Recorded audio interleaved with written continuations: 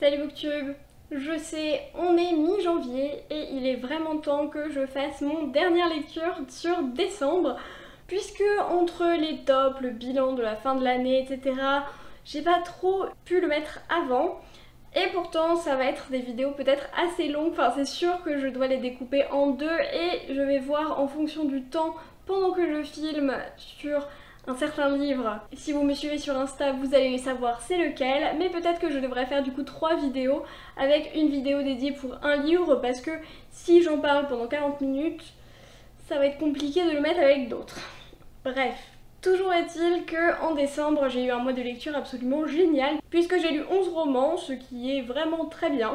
Après, il y a eu beaucoup de stimulation avec mon travail évidemment, et j'ai lu pas mal de contemporains francophones de petite taille, ce qui peut aussi expliquer pourquoi j'en ai lu 11, puisqu'il y en avait 4 ou 5 qui étaient en dessous de 300 pages, donc voilà, c'est aussi la raison. Je n'ai pas lu beaucoup de grosses pavasses. Du coup, je voudrais diviser ces vidéos en deux grosses parties plutôt. La première, la partie fantasy, et la deuxième, la partie contemporain, puisque vu que j'en ai lu beaucoup, je vais en parler plutôt dans une deuxième partie de vidéo. Ça en fait 6 il me semble, mais c'est des livres où j'ai pas forcément énormément de choses à dire, donc ça devrait aller assez vite.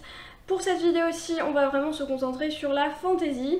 Et dans cette vidéo, on va parler de certaines de mes meilleures lectures de l'année et d'une de mes pires lectures de l'année, malheureusement. Au début du mois, j'étais encore très motivée pour continuer à avancer dans ma pile à lire que j'avais fait pour le Cold Winter Challenge. Depuis, ça a un petit peu dérivé. Et du coup, j'ai décidé de lire un des livres qui faisait le plus hiver que j'avais dans ma pile à lire et qui criait vibe de l'hiver, tout ça. Je l'ai lu dans la période où il faisait froid, donc c'était absolument parfait.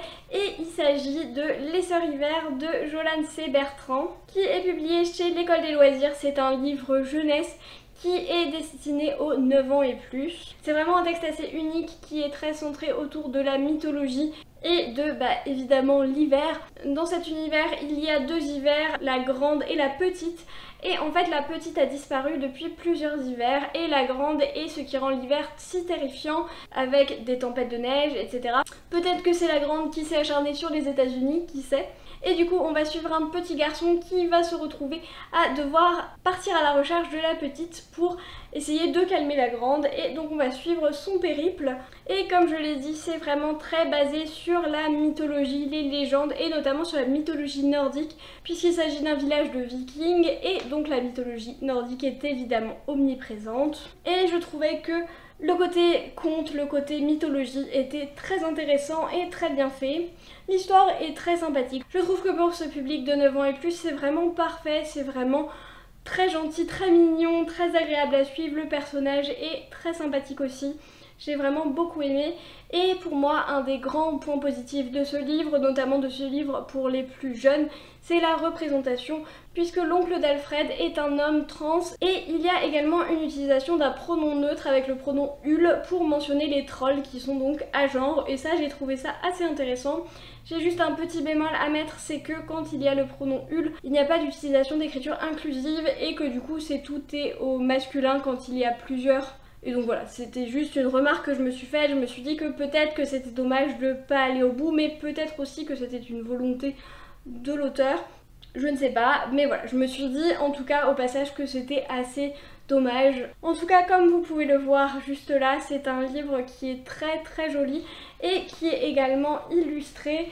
Donc on a une police très grosse, je trouve que c'est bien pour ce genre de public, avec des dessins que je trouve vraiment absolument magnifiques, qui sont parsemés tout au long du texte, et vraiment je les trouve extrêmement jolis, extrêmement hivernaux également. Donc voilà, je trouve que pour le public cible c'est vraiment parfait et je n'ai aucun doute que je l'offrirai dans les années à venir. Ça reste quand même un texte qui est assez long, environ 200 pages, et donc ce n'est pas à mettre entre les mains de débutants de la lecture non plus, mais je trouve que c'est bien pour quand les enfants commencent à être un petit peu à l'aise, et du coup je lui ai mis la note de 4 sur 5. Après ce petit texte rapide à lire, léger et agréable, et d'autres textes comme j'ai dit de contemporains plutôt faciles, courts et qui se dévoraient tout seuls, j'ai pris un petit peu d'avance comme ça, notamment pour mes posts Insta, pour mon challenge Goodreads, etc. pour pouvoir lire une des sorties qui me tentait le plus de cette année, mais qui promettait d'être un petit peu plus longue à lire, donc je voulais attendre d'avoir un petit peu plus de temps et notamment d'avoir fini les examens. Et autant vous dire que en lisant ce livre, je n'ai absolument pas été déçue. C'est un livre que vous avez vu passer dans mon top des lectures de l'année si vous l'avez vu, que j'ai vraiment adoré.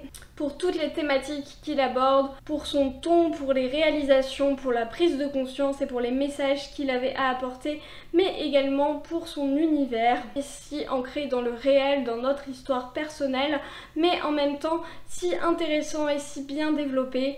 Et ce livre, cela ne sera pas une surprise si vous me suivez un petit peu, il s'agit de Babel de O.F. Kuang, dont je vous ai déjà parlé maintes et maintes fois puisqu'il s'agit de l'autrice de The Poppy War.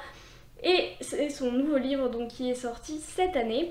Et donc c'est pour ce livre que j'ai décidé de faire une vidéo à part, puisque finalement, en regardant bien au niveau du rush, c'était un petit peu trop long.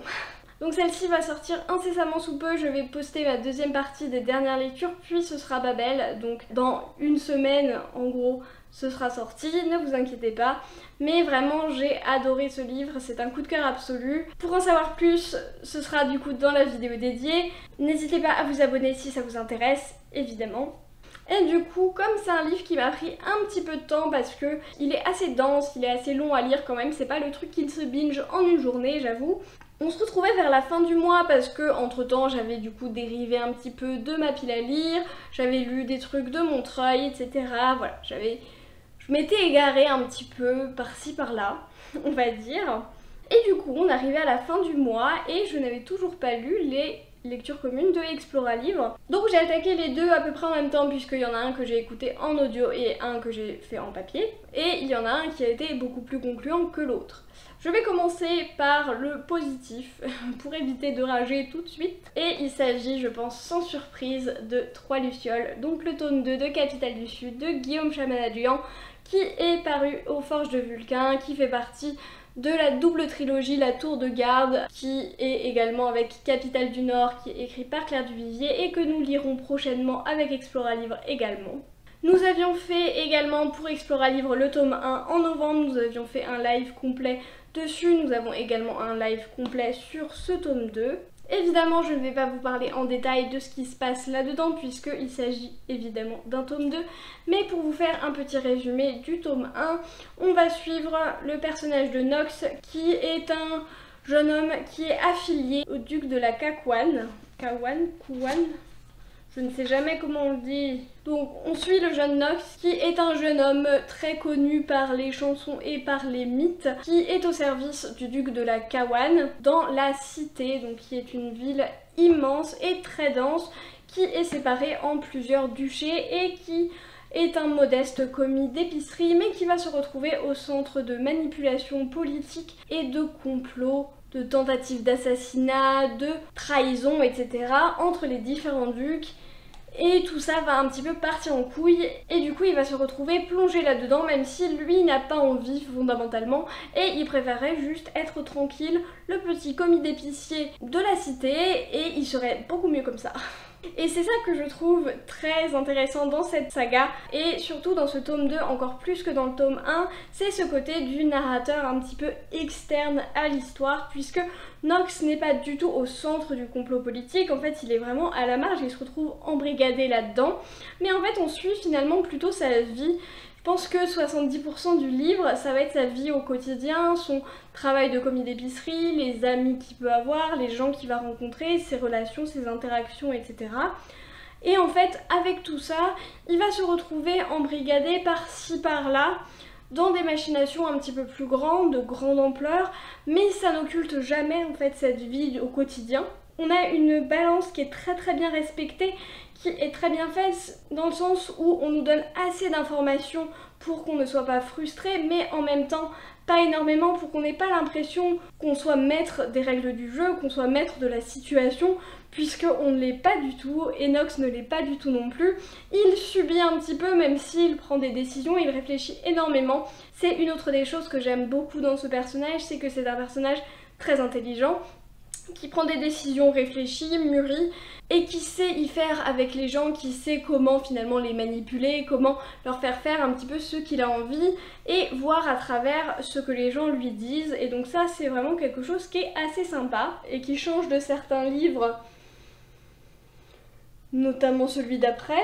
Et c'est vraiment ce personnage-là qu'on apprend à aimer par son côté parfois enfantin, parfois joueur, très honnête et très loyal aussi envers certaines personnes, les personnes en qui il a confiance, les personnes qu'il aime. C'est vraiment quelqu'un sur qui on peut compter, en qui on peut avoir confiance et qui va vraiment tout faire pour protéger les personnes qu'il aime. Et ça, c'est quelque chose qui est très important dans cette histoire, puisque c'est aussi ça qui va faire qu'il se retrouve embrigadé dans tout ça. Mais finalement, c'est toujours des préoccupations assez mondaines à la base, mais qui se retrouvent très vite propulsées dans des choses qu'il ne contrôle pas et où il ne comprend pas tout. Et ce côté très mondain nous retient aussi pour pas mal d'informations. Et Knox ne se pose pas non plus énormément de questions, il ne va pas chercher à démanteler tous les complots à tout prix, il ne va pas enquêter particulièrement, il va faire ce qu'il a besoin pour se protéger lui et protéger ceux qui l'entourent, mais pas beaucoup plus. Et du coup on est très vite pris par surprise par certaines choses qui vont se passer, et il y a beaucoup de retournements de situation, de choses auxquelles on ne s'y attend pas du tout, parce que tout simplement en fait Knox n'avait aucune idée de ce qui se passait et du coup nous non plus on ne pouvait pas l'imaginer, et c'est vraiment ça qui est très bien géré puisque on a encore une fois un équilibre qui est pas évident et qui est très bien fait. Et c'est en ça que pour le coup cette narration à la première personne est intéressante et sert vraiment le récit, et on voit que c'est quelque chose que Guillaume Chamaladjian maîtrise parfaitement puisque sa plume est vraiment magnifique, je trouve, ça se dévore tout seul. J'ai lu le tome 2 je pense en 24 heures, vraiment ça se lit d'une traite, la plume est tellement poétique, tellement belle, et je trouve que dans ce tome 2 elle est encore plus magnifique que dans le tome 1. Il y a tellement plus de choses qui se passent, on a tellement plus de nuances, on a tellement plus d'évolution des personnages. Enfin, le tome 1 était déjà génial, on avait tous et toutes beaucoup aimé quand on avait discuté sur le live, mais je trouve que le tome 2 est tellement au-dessus du tome 1, c'est à peine croyable, je trouve, pour un tome 2 en plus d'une trilogie qui sont parfois en dessous. Ben là c'est pas du tout le cas, vraiment, on sent qu'il y a une marche qui a été passée. Et cette plume rend tout ce qui se passe tellement passionnant, même les choses très mondaines, même les choses où on s'en fiche. En fait, on a envie de savoir, on est complètement captivé par les moments où Knox va faire de la cuisine, chercher des bouteilles de vin, commander une étiquette pour sa bouteille de vin, enfin voilà, c'est plein de choses qui se passent mais qui sont tellement passionnantes sans qu'on comprenne trop pourquoi, parce que c'est un peu pourri honnêtement, mais c'est tellement bien écrit, tellement bien fait qu'on ne peut qu'adorer et qu'avoir envie de continuer. Et encore une fois, c'est une saga qui s'est tellement améliorée entre le tome 1 et le tome 2. C'est une de mes meilleures découvertes, je pense, de l'année 2022 en fantasy adulte francophone. C'est vraiment une très bonne découverte. Je lui ai mis la note de 4,5 sur 5. On n'était pas loin du coup de cœur, mais on n'était pas totalement là non plus. Mais vraiment, c'est excellent. Si vous ne les avez pas découverts, je vous encourage absolument à les lire. Si vous aimez la fantasy politique, c'est vraiment très intéressant. Et si vous voulez débuter dans la fantasy politique, c'est aussi un bon moyen d'y aller puisque ce n'est pas non plus la seule chose qu'on va retrouver dans ce roman. Donc c'est un juste milieu qui est très agréable et vraiment je pense que allez-y, rien que pour la plume, rien que pour l'ambiance, c'est vraiment trop bien. Et donc en parallèle de ça, nous avions le livre VO qui est For the Wolf de Hannah F. Whitten, qui n'a pas été traduit et qui n'a pas été une aussi bonne réussite, on va dire, puisque je ne l'ai pas terminé. Je suis allée jusqu'au 70% en audiobook. Alors pour vous faire la petite histoire, en fait je l'écoutais en faisant mon ménage et une fois que j'avais fini mon ménage, je n'avais plus de raison de continuer puisque je n'avais plus de raison de m'infliger ça, donc j'ai arrêté. C'est quand même un roman très ancré dans le young adult. J'ai vraiment du mal à croire qu'il soit sorti il y a un peu plus d'un an parce qu'on est vraiment dans cette ambiance de YA des années 2010-2015 je trouve. Et c'est pour moi pas normal que ce genre de choses soit encore publié parce que je trouve que c'est vraiment trop plein de clichés, trop plein de choses ridicules, un manque de réflexion sur l'écriture, sur le world building, etc. Pareil, on a fait un live pour en parler. À l'heure où je tourne cette vidéo, nous n'avons pas encore tourné le live, donc je ne sais pas trop ce qu'il va s'y dire. Mais déjà pour faire un résumé, on va suivre le personnage de Red, qui est la plus jeune de 2 sœurs jumelles, et c'est donc la deuxième fille de la reine. Et dans cet univers, la première fille va devenir la reine et la deuxième fille doit être livrée aux loups, donc dans les Wildwood, une forêt enchantée, menaçante, à laquelle personne ne survit. Si vous rentrez dans le Wildwood, vous ne pouvez en gros pas ressortir. Et donc elle doit être livrée le jour de ses 20 ans au loup pour satisfaire une religion, une superstition qui est voilà pas très développée. Et on va la suivre alors qu'elle essaye de percer les mystères du bois et qu'elle veut retrouver sa sœur et que sa sœur veut la retrouver mais pas trop et tout ça. Donc comme je l'ai dit, on est vraiment très ancré dans cette atmosphère du Wildwood, forêt enchantée qui plane un petit peu sur tous les habitants, et j'ai trouvé que justement cette forêt enchantée, ce côté malsain de la forêt était très bien fait au début. J'ai vraiment beaucoup aimé, je trouvais ça très glauque. En plus en audiobook ça passait plutôt très bien, donc ça c'était hyper agréable je trouvais. Au début on avait peur, on comprenait pas trop le bois, ses pouvoirs, etc. Et en fait, au bout d'un moment, c'est devenu très répétitif puisque en fait, il ne se passe pas tant de choses que ça. Et j'avais l'impression un petit peu au fil de l'histoire qu'on tournait en rond et que l'ambiance même du texte n'était pas suffisante pour contrebalancer l'ennui qui s'installait petit à petit. C'est à peu près toujours la même structure narrative qui va se répéter en boucle. Red et Wolf qui vont parler, puis il y aura le Wildwood qui va faire quelque chose. Puis ils vont essayer de se protéger l'un l'autre en discutant 12 000 ans de se protéger l'un l'autre.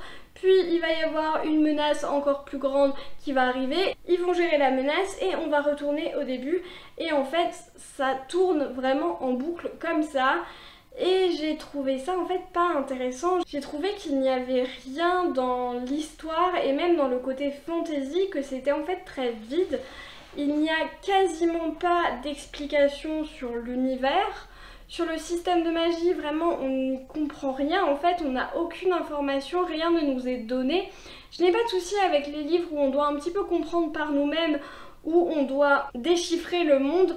Mais là, vraiment, on a l'impression qu'il n'y a aucune information, qu'il n'y a aucune règle, en fait, dans cette magie. Et il y a des sessions d'entraînement entre Red et Wolf, mais qui sont en fait juste le prétexte pour ce qui est pour moi le but de ce livre, puisque à mon sens ceci n'est pas un livre de fantasy, c'est un livre de romance slow burn young adulte et rien de plus. Et si on le prend comme ça fait beaucoup plus sens, puisque en fait toutes les scènes un petit peu menaçantes, toutes les scènes difficiles, toutes les scènes de magie, toutes les scènes dans le Wildwood ont pour but de donner de la tension et de faire se rapprocher les deux protagonistes, donc Red et Wolf, pour avoir une romance qui honnêtement m'a laissé complètement de marbre. Je trouve que la fantasy ne sert qu'à ça et en fait ça aurait été marketé comme une pure romance, ça aurait été beaucoup mieux à mon sens. Pour moi ce n'est vraiment pas de la fantasy, ou en tout cas ce n'est pas de la bonne fantasy, ça c'est certain. Et quant à la romance, pour moi c'est de la romance young adulte classico-classique et très cliché. J'en ai déjà lu des dizaines et des dizaines de la même façon. On pouvait à peu près toujours prédire ce qui allait se passer. Et j'avais honnêtement des signes qui auraient pu me faire arrêter plus tôt. Je pense que j'aurais arrêté beaucoup plus tôt si ça n'avait pas été un Explora-livre. Et au fil du temps, au fil du texte, j'avais l'impression qu'il y avait un gloubi-boulga de tropes, c'est de clichés avec le mariage arrangé, avec la proximité forcée, il n'y a qu'une seule chambre où dormir, je veux te protéger, on doit se rapprocher parce que c'est la volonté de la magie et de la force supérieure. Ou après un jour où Wolf a rencontré Red, il dit à ses potes « Not her, she's different ». Non, pas ça, pas ça. Donc rien que ça, ça m'insupporte. C'est vraiment, c'est tout ce que je déteste dans le YA. Si vous aimez beaucoup les clichés du YA, ce livre peut vous plaire, mais honnêtement, c'est pas très bien fait. L'univers est absolument pas bien développé. Il y a certaines choses dans l'histoire qui m'ont surprise, qui m'ont choquée, mais en fait j'en avais tellement rien à faire de rien du tout que j'étais « Ah ok !» Oh ben je m'y attendais pas à ça. Normalement, je sais très bien que c'était pas la réaction attendue à ce genre de révélation, puisque c'est quand même des grosses révélations, des gros plot twists. Et en fait, j'étais juste en mode « Ah, ok ». Voilà, c'était vraiment la seule réaction que j'ai eue. et c'est un petit peu un problème quand c'est ta grosse révélation de ton roman. Donc voilà, c'était quand même pas très bon du tout. Encore une fois, si vous aimez la romance YA avec un tout petit peu de fantasy, ça pourrait vous plaire, mais moi ça l'a pas du tout fait. Trop cliché, pas assez de world building, pas assez de rien du tout, des personnages insupportables et insipides qui n'évoluent pas du tout. Donc voilà, je lui ai mis la note de 1 sur 5. Si vous voulez en entendre un petit peu plus, il y a le live. Je pense que de toute façon, peu importe ce qu'on disait dans le live, c'était pas très positif. L'anglais est plutôt accessible si au cas où vous voudriez le lire, je lui mets la note de 3 sur 5. Mais voilà, je m'excuse pour les gens qui ont suivi notre Explora livre pour ce livre.